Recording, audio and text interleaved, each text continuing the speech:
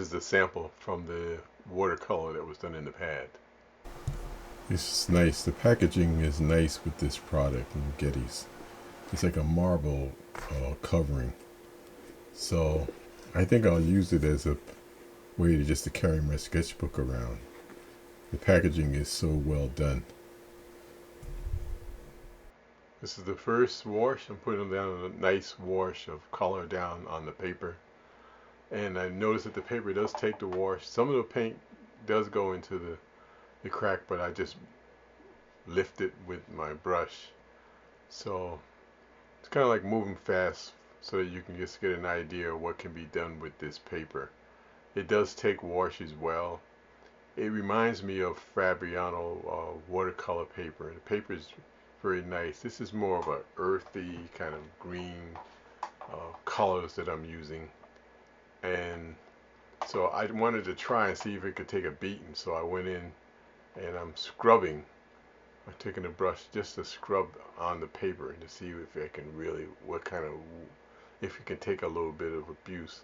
And I noticed the paper works very well with that. You know, you can do scrubbing and pulling, and it still works well. So it's a nice watercolor paper. As you can see that I'm just going in. This is a horsehair brush, so it's pretty, something that I can really push down on.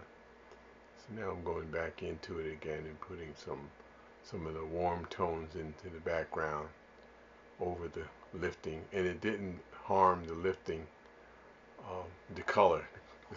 It didn't mess up the sizing or anything like that. It's still very durable and still works very well.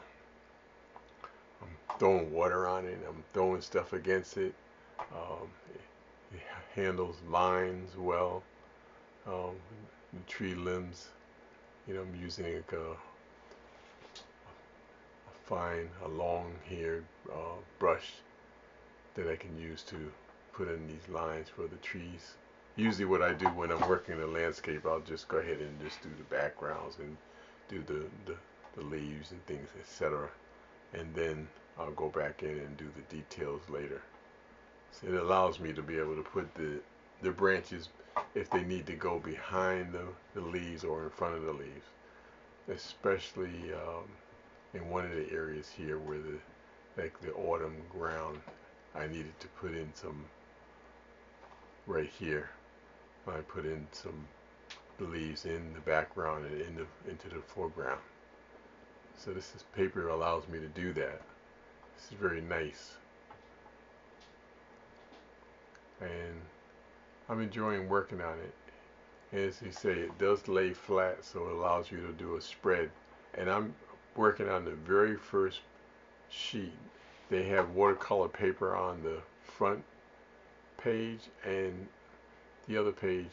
So I'm just going to do watercolors that are experimental, or just kind of like where I want to just play around with things and see how things work out.